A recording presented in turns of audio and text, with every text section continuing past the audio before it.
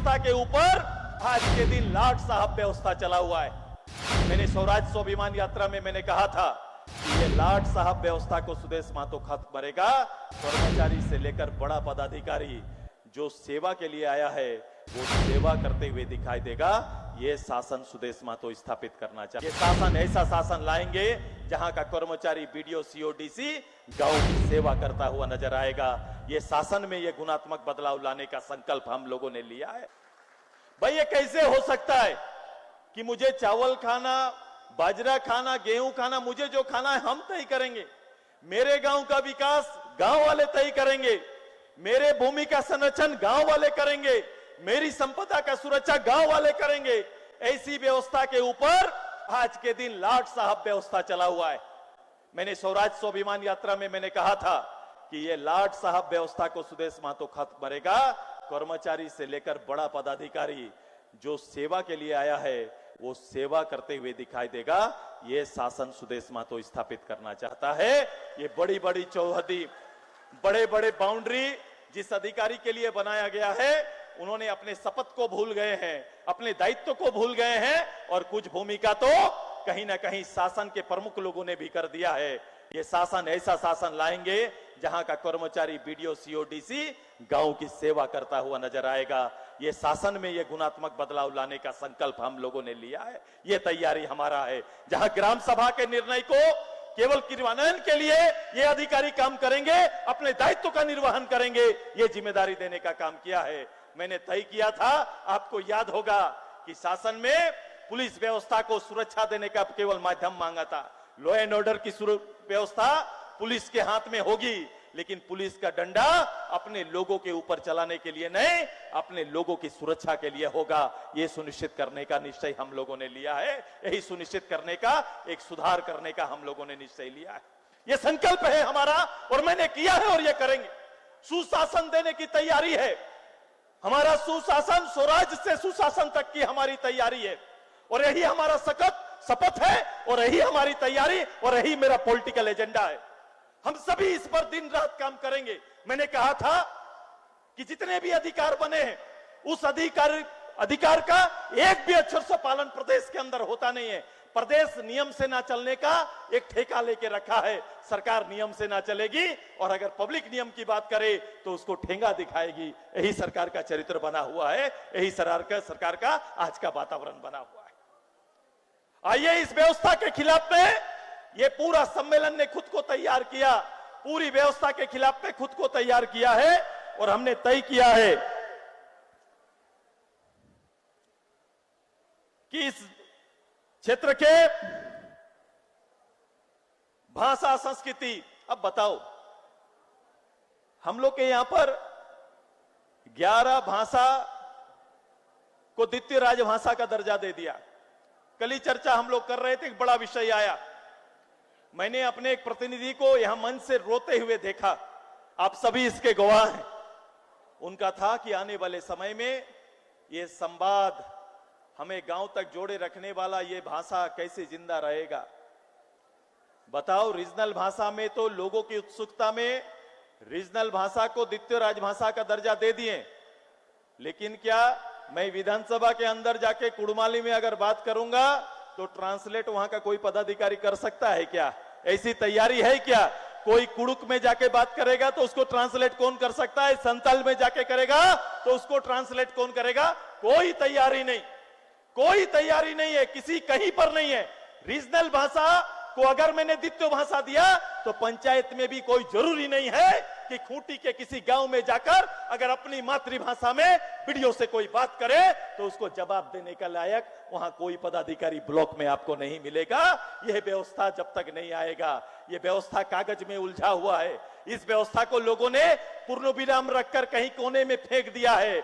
हम उसे उठाएंगे, जीवित करेंगे, ताकि कोई भी गांव का कोई भी व्यक्ति जब अपने पंचायत में जाएगा, मुख्यालय में जाएगा तो अपनी भाषा से बात करेगा और भाषा से पदाधिकारी को जवाब देना पड़ेगा। पदाधिकारी को बदलना है, लोगों को नहीं। यहां तो लोगों को बदलने के लिए बोला जा रहा है। बताओ किसको बदलना है? जो तनख्वाह ले रहे हैं, जिसने पढ़ाई किया, और इसीलिए तो जेपीएससी के अंदर में वैसे लोगों को चुना जाता है। और ऐसे लोगों को चुनना चाहिए जो रीजनल भाषा को जानते हैं। अगर कुड़ुक में बोलने वाला, हो में बोलने वाला, संताल में बोलने वाला, खोट्टा में बोलने वाला, कुरमाली में बोलने वाला अगर कोई चुनकर वहां पर या फिर चयन करके नहीं आएगा तो ट्रांसलेट कौन करेगा साहब? ये थोड़ा बता दीजिए, क्योंकि इस प्रदेश की अभी बड़ी आबादी गांव में अपनी मातृभाषा में ही बात करता है। आप ये चाहते हैं कि वो अपने आप को बदले, मैं चाहता हूं कि शासन बदले और उनकी भाषा में बात करना प्रारंभ करे। ये तैयारी हम करना चाहते हैं। तब उनको लगेगा कि अबुआ राज है। क्योंकि बबुआ राज में अबुआ राज का उल्लेख करना भूल गया। बातें करने से यह काम होगा नहीं, निर्णयों में आना चाहिए, निर्णयों में दिखना चाहिए। और मुझे दुख के साथ कहना पड़ रहा है, अनुभवहीन ये सरकार, आप देखेंगे जो सरकार को खोल के देखिए, अब राजनीति में यह सबसे बड़ा विचार करने का विषय है कि अपने भाग्य विधाता हमें किसे बनाना है। यही बात वही सबसे बड़ी चर्चा होगी कि आपके विषयों को जानने वाला, इस राज्य के आर्थिक सुधार की कल्पना करने वाला, इस राज्य के लोगों को गठन के औचित्य को स्थापित करने वाला, ये सारे विषयों को कौन आगे लेके जा सकता है? भाई इस राज्य में बड़ी बड़ी बातें चलती है।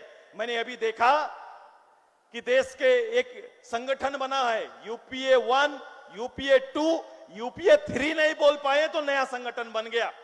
और उसके राजकुमार पूरा देश में खड़ा होकर यह बात कर रहे हैं कि मैं जातीय जनगणना कराऊंगा। भाई साहब, उस राजकुमार से और वर्तमान राजकुमार से सुदेश महतो इस मंच से पूछना चाहता है, इस झारखंड में आप भी हैं, ये झारखंड मुक्ति मोर्चा भी, राजद भी है, पूरा आपका गठबंधन यहां है, यूपीए पार्ट 3 यहां पर है। आप इसको करा के दिखा दो, तब आपकी ईमानदारी पर कोई शक नहीं होगा। पहले इस राज्य में करा के दिखा दो। यहां तो कोई दिक्कत नहीं है, यहां तो कोई दिक्कत नहीं है। आप आओ, मैं तो हाउस में लगातार इस बात की चर्चा कर रहा हूं, आप करा के दिखाओ। यहां कोई आपका नहीं, आप जीते हुए हैं, आपकी सरकार है। पहला निर्णय लीजिए कि हम जातीय जनगणना कराएंगे तो हम मान जाएंगे, तब मानेंगे कि ईमानदारी से इन चीजों के पक्ष में आप काम कर रहे हैं।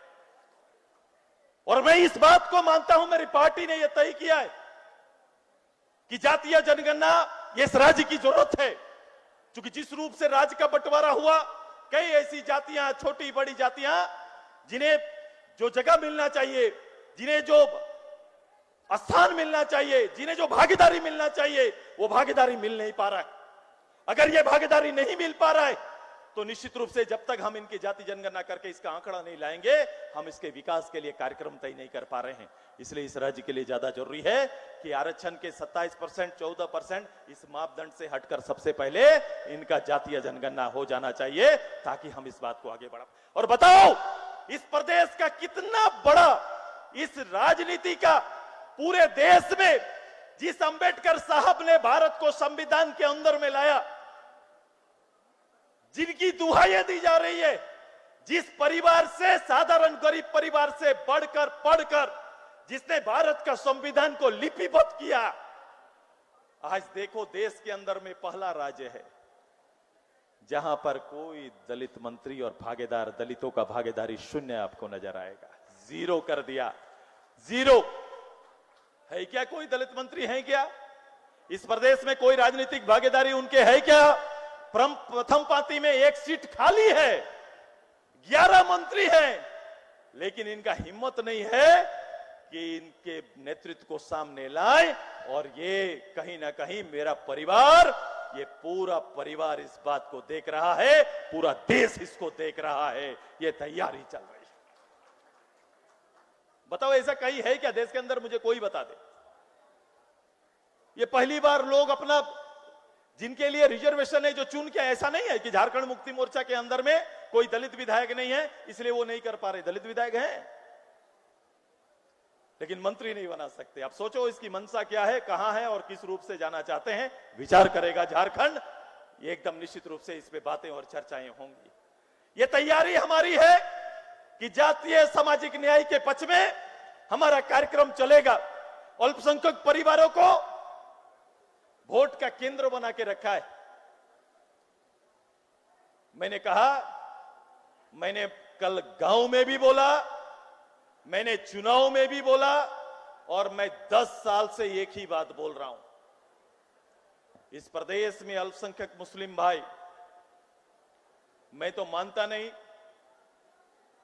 अब राजनीतिक भागीदारी की बात करनी चाहिए आपको कि आपका भागीदारी जिसकी प्रतिशत 14-15% है, वो भागीदारी की बात करेंगे, हिस्सेदारी की बात करेंगे, टुकड़ों पर नहीं जिएंगे, बल्कि राजनीतिक हैसियत के साथ प्रदेश का नेतृत्व करेंगे। यह तैयारी करनी है और इसकी तैयारी हम सबको मिलकर करनी है। आइए इस परिवेश से बाहर निकलिए। ये लंबे समय तक एक वोट लेकर नैतिक रूप से जो पतन कर रहे हैं झारखंड का, उसके लिए जो तरीका अपना रहे, ये अच्छा नहीं है, ये धोखा है और आप अपने बच्चों के साथ धोखा कर रहे हैं। 5 साल के लिए आप कहीं ना कहीं उनके गिरवी हो जा रहे हैं, आपके लिए कोई आधार नहीं है। पहले तो ये होता कि उसको बुलाने का, सरकार को बुलाने का अधिकार होता, तो ये संविधान में अभी दिया नहीं है, आप बुला नहीं सकते, इसलिए 5 साल तक कहीं ना कहीं उसके निर्णय के साथ जीना पड़ रहा है आपको।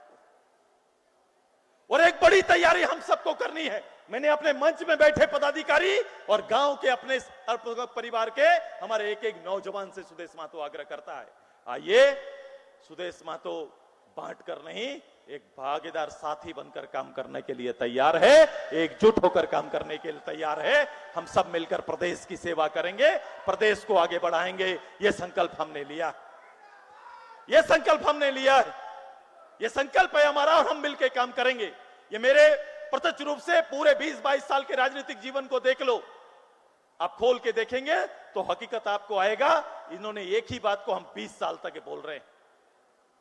ये तो समय के अनुसार ये लोग बदलने वाले लोग हैं, ये समय के अनुसार बदलने वाले हैं। क्या नैतिकता है इनकी, क्या बात करते हैं, क्या सेकुलरिज्म है इनका।